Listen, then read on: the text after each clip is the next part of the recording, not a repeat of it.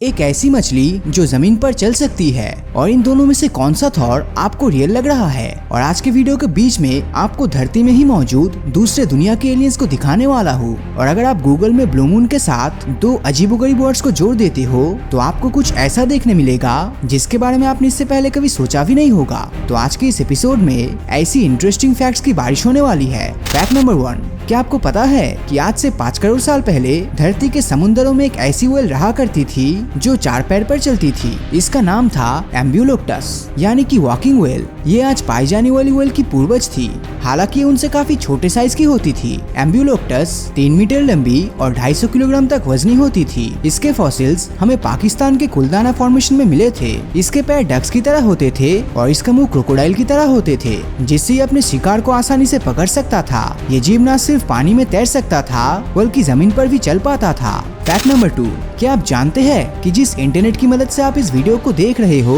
उस पर सबसे पहले क्या किया गया था। 1970s में यूएस डिपार्टमेंट ऑफ डिफेंस ने एर्पानेट को बनाया था, जिसे आप आज के इंटरनेट का ओल्डर वर्जन कह सकते हो। जब ये टेक्नोलॉजी स्टैनफोर्ड यूनिवर्सिटी तक पहुंची थी तो एक दिन इसे टेस्ट करते हुए यहाँ के कुछ स्टूडेंट्स ने इंटरनेट के थ्रू कुछ सेल करने का सोचा। और आप जानकर हैरान हो जाएंगे कि वो चीज कुछ और नहीं बल्कि मारिजुआना था, जो कि एक वीड होती है। हालांकि ये सिर्फ एक मजाक के तौर पर किया गया था और जिसने इस चीज को सेल की थी वो लोग भी उनके ही सामने बैठे थे और उन्होंने पेमेंट पेटीएम से नहीं बल्कि कैश में की थी। फैक्ट नंबर 3, आपने मार्वल मूवीज के थॉर को मस्कुलर और फिट भी देखा है और इन गेम मूवी में भी बिल्कुल मोटा और अनफिट रहते हुए देखा होगा। और आप में से 90% लोग थॉर के इस मोटापे को देखकर डिसअपॉइंट हुए होंगे, लेकिन मैं आपको बता दूं कि नॉर्स माइथोलॉजी में थॉर का असली रूप बिल्कुल किसी मोटे इंसान की तरह ही है। यहाँ तक गॉड ऑफ वॉर के नए गेम में भी आप थॉर के इस नए लुक को देख सकते हो, जो असल में थॉर की सच्चाई है। तो इस फैक्ट के लिए इस वीडियो पे एक लाइक तो बनता है। फैक्ट नंबर 4, अब मैं आपको अरेबियन सी में स्थित एक ऐसे आइलैंड पर ले जाने वाला हूँ जिसे हम एलियन आइलैंड के नाम से जानते हैं। ये है यमीन का स्कॉट्रा आइलैंड। 2796 स्क्वायर किलोमीटर में फैले इस आइलैंड पर सिर्फ 42,000 लोग रहते हैं। यहाँ जाकर आपको ऐसा लगेगा जैसे आप धरती नहीं बल्कि दूर अंतरिक्ष के किसी प्लेनेट पर आ गए हो, क्योंकि यहाँ प्लांट्स और एनिमल्स की ऐसी स्पीसीज मौजूद है जो दुनिया में और कहीं देखने को नहीं मिलती। 700 से ज्यादा एंडेमिक स्पीसीज के साथ ये दुनिया की सबसे शानदार बायोडाइवर्सिटी वाली जगहों में गिनी जाती है। यहाँ मौजूद ड्रैगन्स ब्लड ट्री एक अम्ब्रेला की तरह लगती है, जिसे काटने पर रेड कलर का सांप निकलता है। एंशिएंट टाइम्स में लोग इसे ड्रैगन का खून कहते हैं। साल 2008 में इसे यूनेस्को वर्ल्ड हेरिटेज साइट में भी शामिल किया गया था। इस आइलैंड से स्ट्रेंज प्लेसेस तो शायद कोई वीडियो गेम में भी नहीं देखा जा सकता।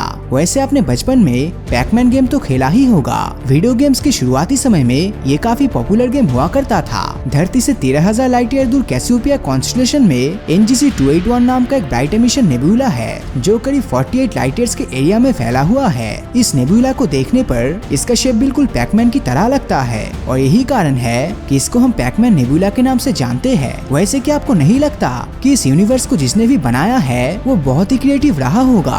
और इसके परफेक्शन को देखकर लगता है कि हमारे कंप्यूटर्स की तरह उसके सिस्टम में कोई बग तो बिल्कुल नहीं होगा। कंप्यूटर या सॉफ्टवेयर में कोई भी एरर होने पर हम उसके लिए बग वर्ड का इस्तेमाल करते हैं, लेकिन इसके पीछे का रीजन भी जान लेते हैं। दरअसल 1878 में जब क्वाड्रुप्लेक्स टेलीग्राफ सिस्टम के इन्वेंटर एडिसन इसके डेवलपमेंट में लगे हुए थे, तो तब वो एक सिग्नल से 4 अलग अलग टेलीग्राम्स को भेजने की कोशिश कर रहे थे, लेकिन ऐसा हो ही नहीं पा रहा था। बाद में उन्हें पता चला कि इस प्रॉब्लम के पीछे एक बग का हाथ है जो टेलीफोनिक ऑपरेटर्स में बैठा हुआ है। इसके कुछ दिनों बाद अपने एसोसिएट को लिखे एक लेटर में उन्होंने इस इंसिडेंट का जिक्र किया और सिस्टम में खराबी की वजह उस बग को बताया। इसके बाद की अपनी राइटिंग में एडिसन ने मैकेनिकल सिस्टम में मिलने वाली किसी भी खराबी को बग कहना शुरू कर दिया और इस तरह ये टर्म दुनिया भर में फेमस हो गया। कंप्यूटर्स के आने के बाद इसमें मिलने वाली प्रॉब्लम्स को भी हम कंप्यूटर बग्स कहने लगे। फैक्ट नंबर 7, साल 2006 में आइलैंड के कोस्ट से साइंटिस्ट ने एक मोलस्क को खोज निकाला था। यूके की बैंगलोर यूनिवर्सिटी के कुछ साइंटिस्ट जब इस मोलस्क की स्टडी कर रहे थे तब उन्हें पता चला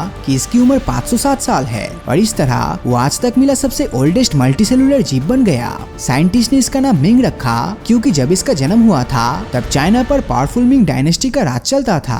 बैंगलोर यूनिवर्सिटी के कुछ साइंटिस्ट मोलस्क के क्लैम्प के अंदर झांककर इतने सालों में आए क्लाइमेटिक चेंजेस की स्टडी करके उस जीव को फिर से सुरक्षित पानी में छोड़ देना चाहते थे, लेकिन इसके क्लैम्प को ओपन करते ही मिंग द मोलस्क की मौत हो गई और एक छोटी सी गलती से 507 साल पुराना ये जीव मारा गया। साइंटिफिक रिसर्च ने दुनिया के हजारों लाखों जीवों की जान ली है, लेकिन ये सच में बहुत ही दर्दनाक इंसिडेंट था। फैक्ट नंबर 8, क्या कभी आपने सोचा है कि आप ओरियो बिस्किट्स को पहन सकते हो?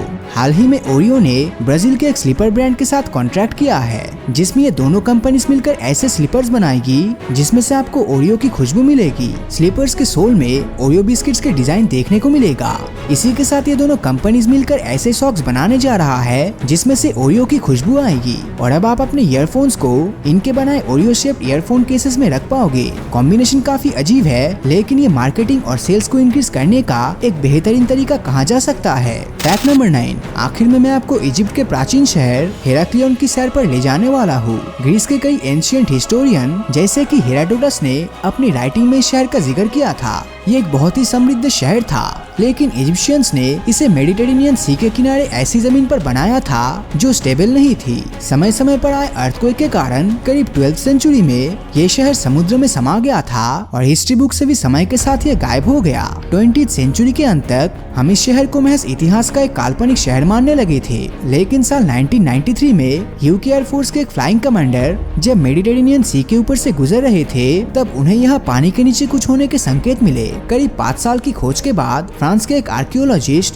फ्रैंक गोडियो ने पानी में डूबे हुए शहर को खोज निकाला। तब से लेकर अब तक इस शहर की खुदाई लगातार हो रही है और यहाँ से हर दिन एक से एक चौंकाने वाली प्राचीन चीजें मिल रही है। फैक्ट नंबर 10, अगर आप गूगल में ब्लू मून की जगह once in a blue moon लिखकर सर्च करते हो तो आपको खूबसूरत तस्वीरों के बदले ये नंबर दिखाई देगा। दरअसल ब्लू मून फ्रेज का मतलब होता है कि ऐसी घटना जो बहुत ही कम हुई है और इसके होने की पॉसिबिलिटीज भी बहुत कम होती है। तो इसीलिए गूगल पर ये टाइप करने से आसमान में हर 2.7 ईयर्स में जितनी बार आपको ब्लू मून दिख सकता है उसके फ्रीक्वेंसी नंबर्स को शो किया जाएगा। अगर यकीन नहीं होता तो आप इसे अभी अपने मोबाइल से ट्राई कर सकते हो और नीचे कमेंट करके बताना कि आपको ये नंबर दिखा कि नहीं। तो अगर ये वीडियो आपको अच्छा लगा हो तो इस वीडियो को लाइक और अपने दोस्तों के साथ शेयर करना मत भूलना। और अगर अभी तक आपने हमारे चैनल को सब्सक्राइब नहीं किया है तो सब्सक्राइब करके नोटिफिकेशन बेल को ऑन कर दीजिए, क्योंकि मैं ऐसी वीडियोस हर हफ्ते लाता रहता हूँ। तो मिलता हूँ आपसे अगले वीडियो में और हमेशा की तरह थैंक्स फॉर वॉचिंग।